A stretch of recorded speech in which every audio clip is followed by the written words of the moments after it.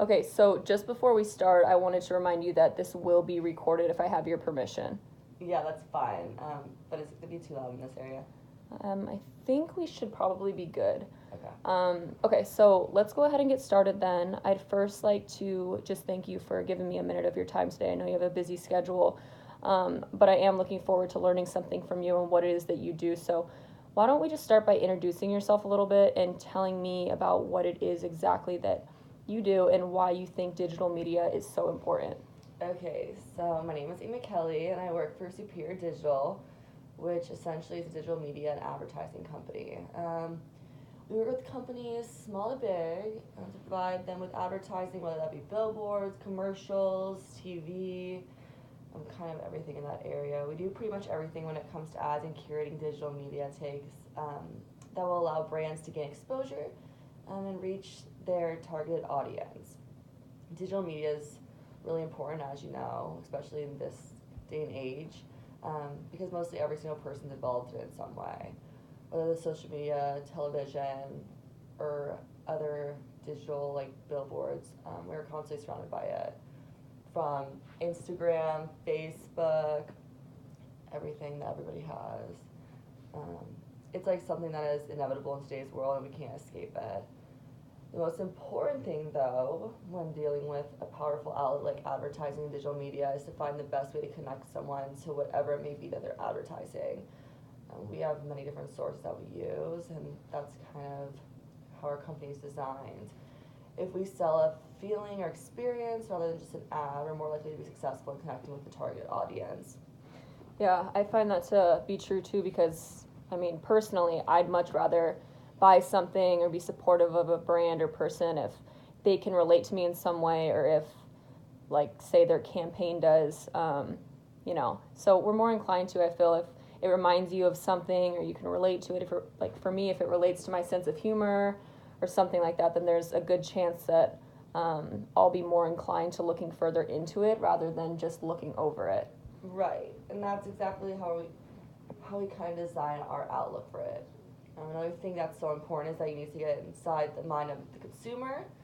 Um, as you can see on billboards all in the area, you can kind of see who they're trying to connect with or trying to connect to, and it's crucial that you put yourself in their shoes and really think, how would I perceive this if I was seeing it from a consumer's standpoint? Because realistically, you can really screw yourself over if not thought out.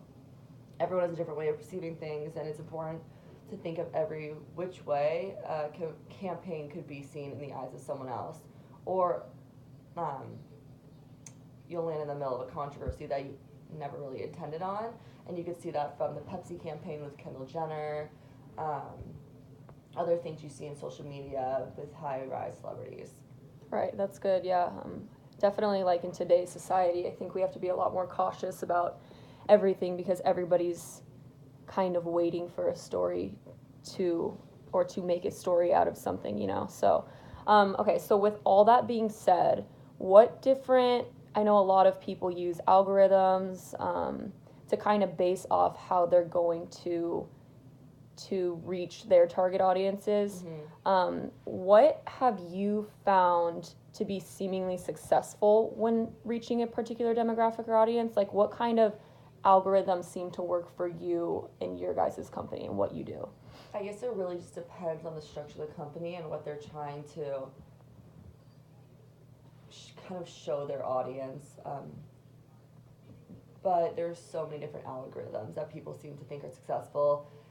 And I guess that it really just depends on who is trying to do what, if that makes sense. You're trying to expose something, and in a way you're trying to relate to a certain audience, and it really, there's multiple algorithms, but I think that in general it just depends on who you're trying to speak to at that moment.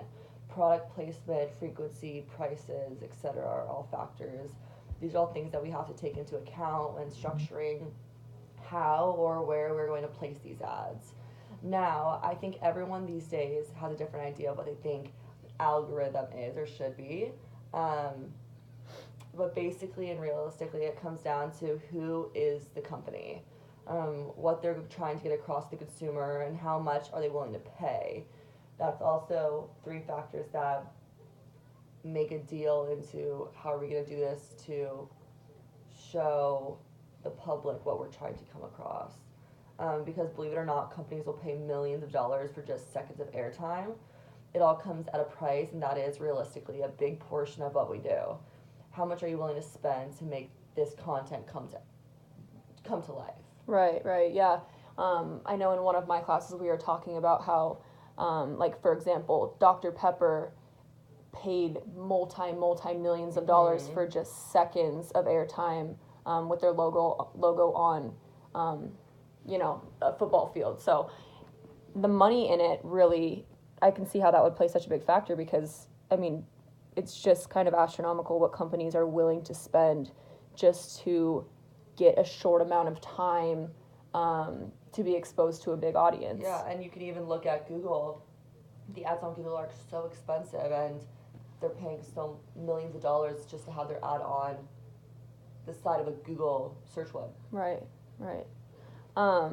Yeah, I mean, it really is just, it's just crazy to think about, put into perspective. But, okay, so as we get towards the end of this, I really wanted to just learn as much as I could from you because, as I said, I am interested in advertising as a whole, and I know that that's what you've been doing for a long time. So, what do you think the best advice you could give someone starting in your field would be?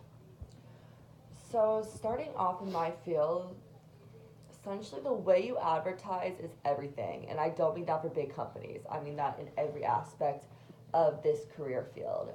Every time you as an individual post something on social media, you're ultimately advertising yourself. And that's what I think a lot of people don't understand on Instagram and Facebook. The way you're portrayed by those who are consuming what you're selling, essentially, whether that be clothes, whether that be body image, etc., is all a way of advertising. And I think that we forget that sometimes.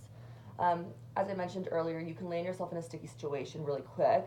However, if done right, you can also fix these situations quickly. It's definitely important to have what I like to call a PR mindset. Do you know what that is? Yeah. Okay, so just thinking ahead, really. Yeah, like the mindset of someone that is already thinking of ways to fix what could go wrong, which is good that you already know that, because that's a big thing in this field. Everything means something to different people, and we live in such a sensitive world right now where people just can't wait for someone to mess up or say the wrong thing, whether that be advertising. I mean, even if they didn't intend to do it, it could blow up and cause controversy. But in general, it's just the PR mindset that really controls how you see things in so many different lights. You have to see one step ahead in order to really think, how are people going to perceive this at all ends of every spectrum. Right, absolutely. In one of my classes, we were talking about kind of athlete branding, things of that sort, but really PR we were focusing on, and how different scenarios that seem to be of the same caliber can be handled completely different by the public or portrayed by the public, and be created into something else if you don't get ahead of it. Like, for example, like Tiger Woods scandal versus Kobe Bryant scandal, they were essentially the same thing. I mean, there was infidelity, there was all this stuff happening in the public, but it really came down to how their PR teams handled it, and that kind of made the decision for how the public was able to react to it, and why Kobe was able to get out of it so much easier than Tiger Woods was, because they got in front of the story better. They had a press conference right away, versus how like Tiger waited a few weeks. So yeah, I think PR is a really good advice, because like you said, everything can be turned into something even if it wasn't necessarily intended to be a certain way. So that's really great. So I think that is it for our interview. Thank you so much for your time. I really do appreciate it. I'm glad I was able to connect with you and kind of just gain some firsthand insight from you and what it's like to work in the digital industry. So thank you so much again. Oh, no problem, Ashley, whenever you need it. Thank you for wanting to get in contact with me.